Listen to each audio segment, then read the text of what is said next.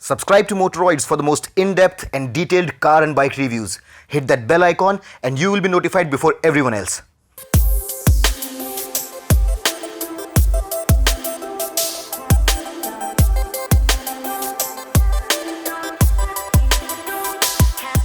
Hey guys, welcome to Motoroids.com. My name is Amit Changani and today we have the most important scooter shootout of this moment. On one side you have the TVS nTorq 125 which has turned the 125cc scooter segment on its head. The next one is the Grazia, which has been very well accepted in the market and has been selling in huge numbers. In fact, Honda has sold more than 1 lakh units of the scooter and people are really liking it for its qualities. And on the other side we have the XS 125, which has been the absolute champion of this segment and has been loved by the Indian audience for a very long time now. So which scooter should you buy and does one size fit all? In today's Comparo we are going to figure it out and let you know which scooter is the absolute best as well as which scooter should suit you fine based on your requirements. So without much ado, let's get going. Now when it comes to styling, the Grazia is rather smartly styled. It's got this pointy nose and the headlamp is right there on the front apron. It's not there in the traditional place, and although it's very well finished, it's not the best finished scooter in the segment. Also the wheel size on this one is not the best in the segment. It gets a 12-inch front wheel and a 10-inch rear as opposed to the 12-12 setup on the nTorq, which is not the best in the class. Again, there are a lot of other elements which stand the nTorq apart, and the Grazia cannot quite compete with the nTorq when it comes to the sheer visual drama of it. However, as a individual standalone scooter, this is very smartly styled and it should appeal to a wider audience because this is not overly youth oriented, and even the slightly older people in the family can use it without looking odd. The seat on the Grazia is also pretty long, and this is an advantage this one has over the nTorq. You can sit quite comfortably on the rear seat. There is enough amount of space at the rear, and there are these foot pegs which are decently finished in aluminum, although the absolute quality of the finish on the foot pegs is not the best in segment. nTorq once again takes that crown, and the foot peg for the rear passenger on the nTorq is much better than this one. The pillion seat comfort is better than the nTorq because this is a longer seat and allows you more space as a pillion even when the rider is sitting comfortably, occupying a lot of the front area. So in terms of the ride quality, in terms of the plushness of the seat, in terms of comfort, the Grazia scores over the nTorq, and that's one area where it probably scores emphatically because the nTorq has an advantage in most of the other areas. In terms of features, this one gets all LED headlamps, and while this is all LED, the illumination is something that we'll have to give to the nTorq because the nTorq has better spread and better intensity, better throw, better illumination. Also you get the system here where you can press this button to open the seat, although this is not of much use because you'll still have to get off from the scooter to access fuel filler cap, open the seat. So in that sense, this is a novelty but not very functional, we think. You also get this pocket here where you can put your cell phone, and there's a power socket here, and you'll have to pay extra even in the top end variant to get charger here, which is an accessory. So that's a bit of shame, we think, because if it was available in the higher variants, everybody would have appreciated quite a bit because this one is quite expensive. Now in terms of boot space also, the Grazia doesn't score very highly because this one is 18 liters of boot space, which is about 4 liters short as compared to the nTorq, and about 3.5 liters short as compared to the XS. So in terms of boot storage, again this one is not the most efficient. The fuel tank here is 5.3 liters, which is 0.3 liters more than the nTorq and 0.3 liters less than the XS 125. There are some small things that are missing here. There is a hook here for putting your bags on the footboard, but there is none here. The other two scooters have that, and that's one feature that the Grazia should also have had.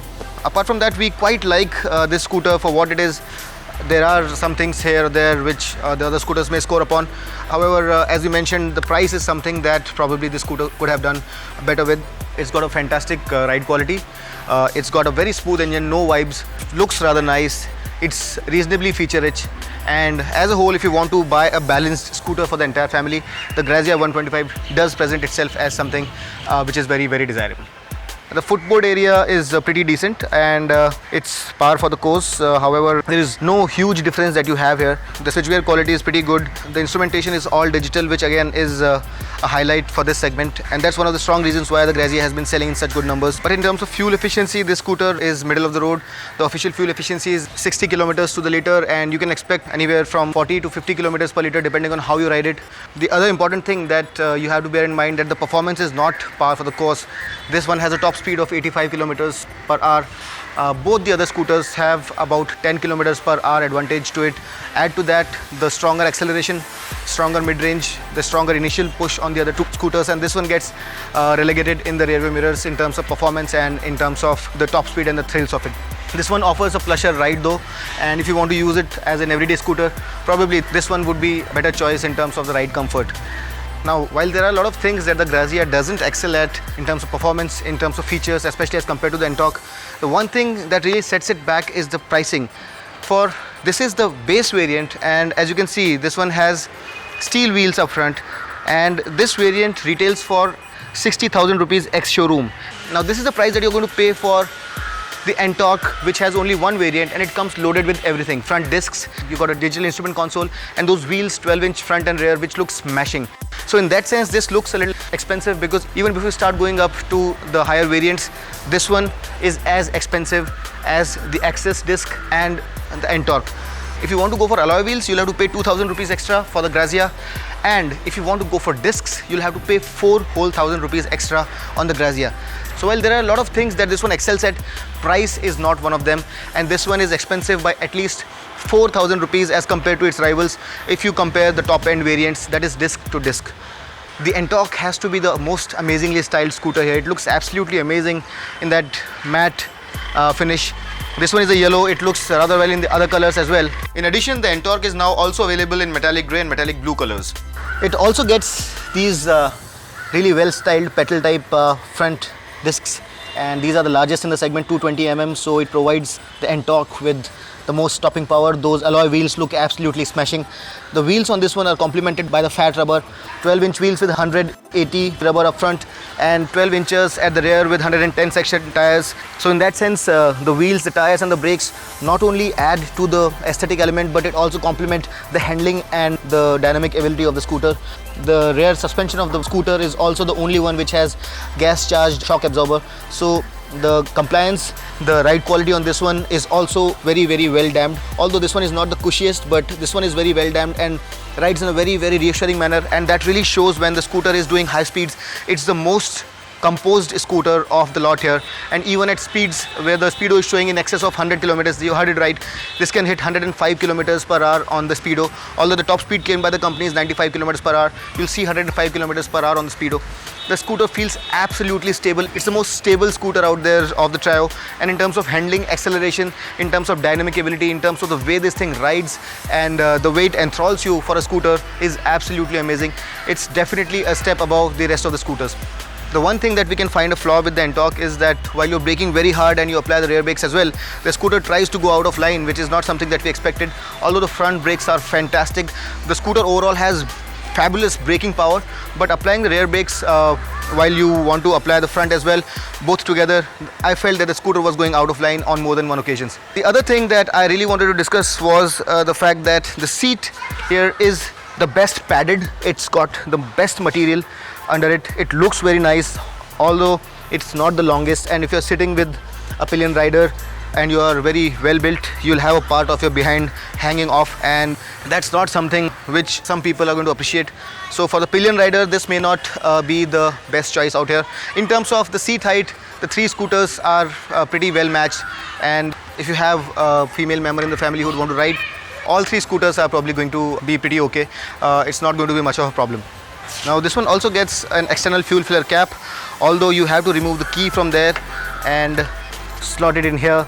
So basically you will have to get off of the scooter in any case, and that defeats the purpose. It would have been nice had the switch to remove the external fuel filler cap was given at the ignition switch itself. However, in terms of the overall practicality of it, the way it feels, the solidity of it, the way it's been built, the way it rides, There is absolutely no disputing the fact that this one right now is the king of the 125 segment. Those looks may not be to everyone's taste, but it's definitely going to appeal to the youth. The headlamp here is the strongest, we can vouch for that. The headlamp's throw and the spread is the best of the trio here, and so is the instrument console, which is loaded with the features. The Grazia also has an instrument console which is fully digital. However, this one can be connected via Bluetooth to your cell phone, and there's an app, and we have described the whole thing in great detail in a separate video, and you should click on a link which is right there above to see how the instrument console on this one works. Visually, this has to be the most appealing scooter, especially for the male audience and the youth. Maybe the very muscular, very strong styling on this one may not appeal to the elderly within the family or to the ladies, but for those who like it are absolutely going to love it, because this is very dramatic, looks very amazing on the road, in the flesh. And those who want their scooters to show the world that it's a performance oriented scooter, this one leaves no stone unturned, and it's absolutely amazing the way this thing looks. The fuel efficiency has not been announced officially by TVS, and we would have wanted them to share the ARI fuel efficiency with us, which has not been shared with us, and we think that they should be able to deliver about 40 kilometers to the liter. But one thing is very clear, that this one is not the most fuel efficient scooter out there of the three that we have here. That crown goes to the XS 125. On the second spot you have the Grazia, and on the third spot you have the 125, but this one also has the most amount of power and performance. And having said that, at 40 kilometers to the liter, this is not much far behind, this is marginally behind, but this one is not the best fuel efficient scooter you have out there. In terms of footboard space, you might want to think that this is crammed, since it's a very sporty scooter, but while the footboard space is not as generous as the XS, this one is not bad either, and it's quite practical. These recesses in the front apron provide you ample knee room, and you would not be complaining about the space on the footboard at all on this one.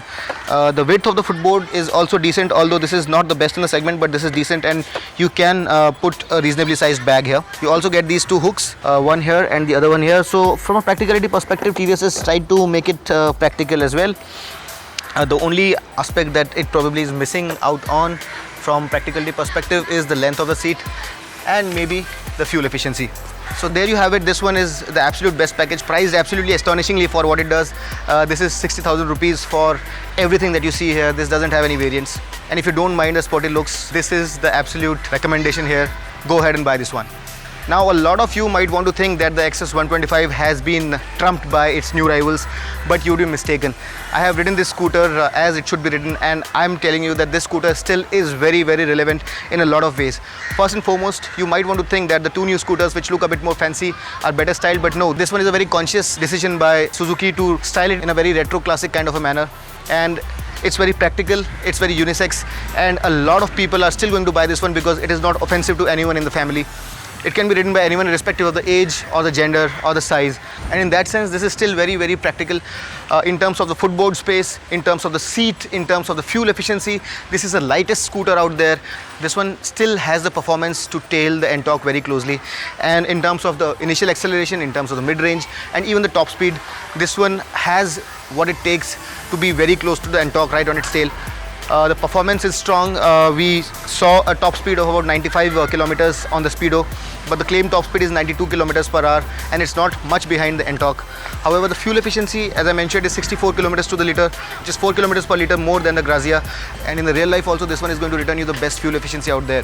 The handling and the dynamics of the scooters are also very praiseworthy, and while when you get seated on the scooter, you might want to think that this is a commuter machine, which is no different from your everyday scooter. Once you get on the go, you realize that this one has very sorted dynamics, and it inspires confidence as you start riding it. So it's a very deceptive scooter in the way it looks, but still is very strong in terms of performance. And that seat, as I mentioned, is very comfortable. This is the best suited for a pillion rider. Now the XS 125 seat has to be the lowest and the longest and the most comfy, and since the suspension is also very soft and very compliant, this one has to be the most comfortable pillion seat out there. And if pillion seat comfort is something very important for you, then the XS 125 scores over its two rivals in a big way. It's not very high, it's easy to get on, it's very comfortable, it's well padded, and it's actually very comfortable. You can instantly feel the difference over the other two scooters in this segment when you sit on the pillions seat on this one. So a big thumbs up to the XS 125's pillion seat. That footboard has a lot of space for you.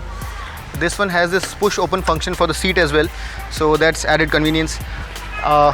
The space inside is also pretty good. It's not the best. That crown has been taken by the nTorq, which has 22 liters of space. This one has 21.8 liters, and although it would swallow the helmet, the seat won't shut after that, as you can see. But this is ample space here, and in terms of boot space, under seat storage, this is definitely a step above the Grazia. As the case is with the nTorq, you get one hook here and another one here to tie your bags. You also get this storage space which can be used to put your water bottle or a cell phone if you like. You can also get a charger here as an option. So all those features are very much here. We don't like this exhaust here because we think that it's rather oddly styled, but apart from that, we don't mind the styling on the Access at all. This grab rail is also very practical. The instrument console, although not fully digital, has this digital element on it which shows you the service and oil change intervals as well as trips and a fuel gauge. The switch gear and the quality of plastics could probably have been a little better. This is not bad, but this is not the best in class either. Also, you know, things like bar end weights like the one the nTorq has and a few other fancy features are not present here. But this one retails for the base variant about 3,000 rupees cheaper with these steel wheels, and that's a lot of saving for someone who wants to go for a 125cc scooter without having to pay too much. You'll get all the practicality and the performance, and a special edition is also there for which you'll have to pay extra for the special color scheme and everything. So what you need to understand is that the Access is still a very, very strong competitor, and while the Grazia looks like a very good option to a lot of us, one has to understand that it's significantly more expensive than this option, and for what it offers, it still is terrific value for money. Also, it's a proven product. It has proven its worth over a lot of years, and those who have bought this scooter will vouch for the fact that it's very reliable and very, very easy to maintain.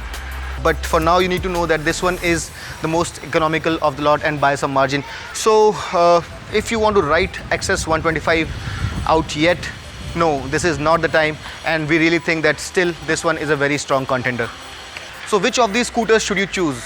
Well, from an overall value perspective, from the complete package perspective, there is no beating the all-new TVS nTorq 125.